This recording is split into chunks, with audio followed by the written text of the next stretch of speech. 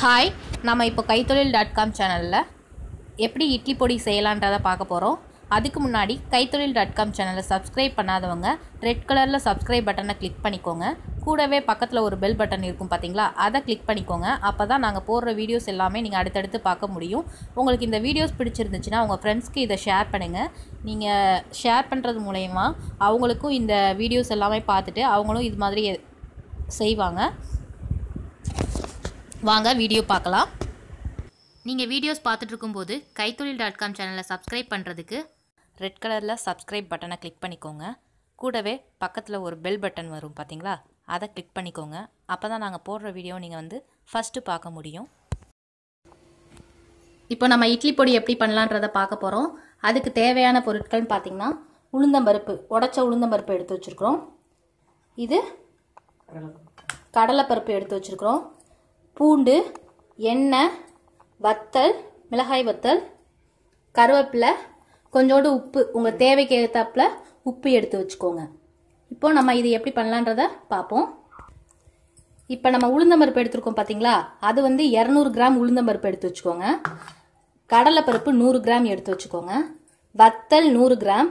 பூண்டு ஒரு பெரிய பூண்டா 4 பூண்டு எடுத்து வச்சுக்கோங்க. அதை இந்த மாதிரி உரிச்சு எடுத்து வச்சுக்கோங்க. எண்ணெய் உங்களுக்கு எவ்வளோ தேவையோ வறுக்கிறதுக்கு அந்த அளவுக்கு எண்ணெய் எடுத்து வச்சுக்கோங்க. உப்பு உங்களுக்கு தேவையான அளவு. இது கருவேப்பிலை ஒரு கைப்பிடி அளவு எடுத்துக்கோங்க. நல்லா காய வச்சு எடுத்து வச்சுக்கோங்க. இப்போ நம்ம எப்படி பண்ணலான்றத பார்ப்போம். இப்போ ஒரு கடாய் எடுத்து அடுப்பில் எடுத்து வச்சுக்கோங்க. இப்போ இந்த கடாய் காஞ்சதுக்கு அப்புறம் எண்ணெய் ஆட் பண்ணிக்கோங்க. எண்ணெய் கொஞ்சோண்டு தாளிக்கிறதுக்கு ஆட் பண்ணிக்கோங்க. இந்த அளவுக்கு எண்ணெய் ஊற்றினாலே போதும். அடுத்தது நம்ம பருப்பு வச்சுருக்கோம் பார்த்தீங்களா, உளுந்தம்பருப்பு, அந்த உளுந்தம்பருப்பை ஆட் பண்ணிக்கோங்க. ஆட் பண்ணிவிட்டு நல்லா வதக்கி விடுங்க. பொன்னிறமாக வர்ற வரைக்கும் வதக்கி விடணும். இந்த மாதிரி வதக்கி விட்டுக்கோங்க. இது பொன்னிறமாக வரவும் நான் காட்டுறேன். இந்த மாதிரி பொன்னிறமாக வர்ற வரைக்கும் வறுத்துட்டுருங்க. நல்லா கிண்டி விட்டுட்டே இருக்கணும், இல்லைன்னா கொஞ்சம் கருகிரும். நல்லா கிண்டி விட்டுக்கோங்க. இப்போ நம்ம பொன்னிறமாக வந்துருச்சு. பொன்னிறமாக வர வரைக்கும் நல்லா வதக்கி எடுத்து வச்சுக்கோங்க. கீழே அடி பிடிச்சிடக்கூடாது. நல்லா கிண்டி விட்டுட்டே இருக்கிறோம். இந்த மாதிரி பொன்னிறமாக வரணும். உங்களுக்கு ஸ்மெல்லும் வரும், வாசனை வரும். உங்களுக்கு பருப்பு நல்லா வதங்கி இருக்கிறது உங்களுக்கு தெரியும், வறுத்து இருக்கிறது. இந்த மாதிரி போட்டு எடுத்து வச்சுட்டு இதை ஒரு பாத்திரத்தில் தனியாக எடுத்து வச்சுக்கோங்க, கொட்டி எடுத்து வச்சுக்கோங்க. இப்போ நெக்ஸ்ட்டு இது தனியாக எடுத்ததுக்கப்புறம் நெக்ஸ்ட்டு எண்ணெய் ஊற்றிக்கோங்க. எண்ணெய் ஊற்றி கடலைப்பருப்பை பொன்னிறமாக வறுத்து எடுத்து வச்சுக்கோங்க. இந்த மாதிரி கடலைப்பருப்பை போட்டுட்டு பொன்னிறமாக வர்ற வரைக்கும் வறுத்து எடுத்து வச்சுக்கோங்க. அதோடையவும் நீங்கள் பூண்டையும் ஆட் பண்ணிக்கோங்க. இப்போ கடலைப்பருப்பையும் பூண்டையும் நல்லா பொன்னிறமாக வர வரைக்கும் வதக்கி எடுத்து வச்சுக்கோங்க, வறுத்து எடுத்து வச்சுக்கோங்க. இப்போ இந்த மாதிரி வதக்கிக்கிட்டே இருக்கணும். நமக்கு இப்போ பொன்னிறமாக வந்துருச்சு. பார்த்தீங்கன்னா நமக்கு பூண்டும் கொஞ்சம் ஓரளவுக்கு வெந்த மாதிரி இருக்கும். இப்போ இதை தனியாக ஒரு பாத்திரத்தில் சிம்மில் வச்சுட்டு இதெல்லாம் பண்ணுங்க. இதை தனியாக ஒரு பாத்திரத்தில் எடுத்து வச்சுக்கோங்க. இப்போ நம்ம இது உளுந்தம்பருப்பும் கடலைப்பருப்பும் வறுத்து எடுத்து வச்சாச்சு. அடுத்தது பாத்திரத்தில் எண்ணெய் ஊற்றிக்கோங்க. எண்ணெய் ஊற்றிட்டு வத்தலை நல்லா வதக்கி எடுத்து வச்சுக்கோங்க. மிளகாய் வத்தலை, சிகப்பு மிளகாய் வத்தல், அதை நல்லா செவக்கிற வரைக்கும் வதக்கி எடுத்து வச்சுக்கோங்க. இப்போ இந்த மாதிரி போட்டுட்டு வதக்கிக்கோங்க. நல்லா சிகப்பாக வர்ற வரைக்கும் நல்லா வதக்கி எடுத்து வச்சுக்கோங்க. இந்த மாதிரி கிளறிட்டே இருக்கணும். நல்லா இந்த மாதிரி வச்சுட்டு கருக விடாமல் வதக்கி எடுத்து வச்சுக்கோங்க. நல்லா வதங்கினது உங்களுக்கு தெரியும். வதக்கி எடுத்து வச்சுக்கோங்க. நான் வதக்கி முடிச்சுட்டு காட்டுறேன்.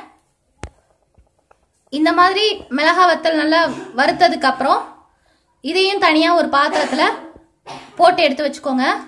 இப்போ நம்ம வச்சிருக்க எல்லாத்தையும் ஒரே மாதிரி கொட்டி எடுத்து வச்சுக்கோங்க. இப்போ வத்தலை கொட்டினதுக்கு அப்புறம் நெக்ஸ்ட் கருவேப்பிலைய போட்டு வறுத்துக்கோங்க. கருவேப்பிலையை போட்டு நல்லா வறுத்துக்கோங்க. இது எல்லாமே நமக்கு வந்து நல்லா ஆறணும்.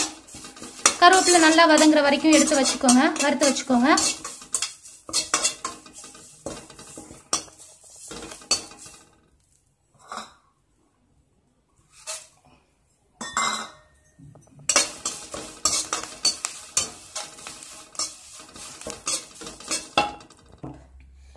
இந்த மாதிரி வதக்கி எடுத்து வச்சுக்கோங்க. நல்லா மொறுமொறுன்னு வரும். பாத்தீங்கன்னா மொறுமொறுன்னு வரவும் நமக்கு நொறுக்கி பார்த்தோம்னா நல்லா நொறுங்கும். பாத்தீங்களா, அந்த அளவுக்கு வரவும் எடுத்து வச்சுக்கோங்க. இப்போ நம்ம இட்லி பொடி எப்படி ரெடி பண்ணலான்றத பார்ப்போம். இப்போ இட்லி பொடிக்கு நம்ம வந்து மிக்ஸி ஜாரில் ஃபஸ்ட்டு வத்தலை போட்டு அரைச்சிக்கோங்க. இந்த மாதிரி வத்தலை போட்டுக்கோங்க.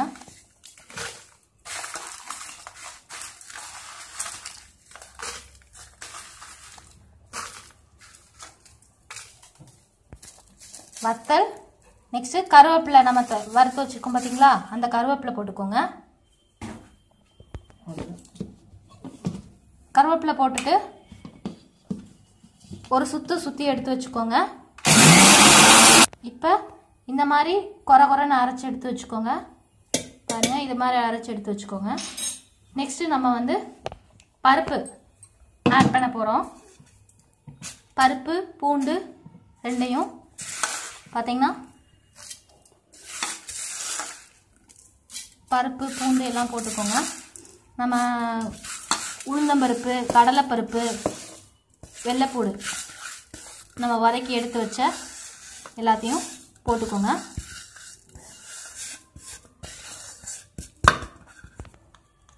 நெக்ஸ்ட்டு பெருங்காயத்தூள் போட்டுக்கோங்க.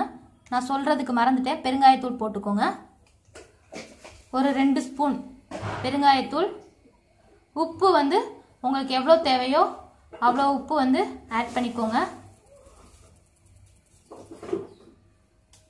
தேவைக்கு தகுந்த மாதிரி உப்பு ஆட் பண்ணிக்கோங்க.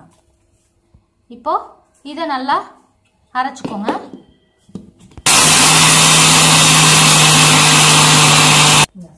இப்போ அரைச்சாச்சு.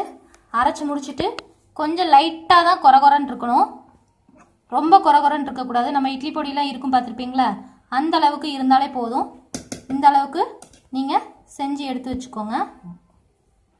இப்போ நமக்கு இட்லி பொடி ரெடி ஆயிடுச்சு. இதை நீங்கள் செஞ்சு பாருங்கள். செஞ்சு பார்த்துட்டு எப்படி இருக்குன்றத கமெண்ட் பாக்ஸில் கமெண்ட் பண்ணி சொல்லுங்கள். இது போல் வேறு ஏதாவது வீடியோஸ் தேவைப்படுச்சுன்னா கமெண்ட் பாக்ஸில் கமெண்ட் பண்ணுங்கள். இதை உங்கள் ஃப்ரெண்ட்ஸ்க்கு ஷேர் பண்ண மறந்துடாதீங்க. Thank you so much.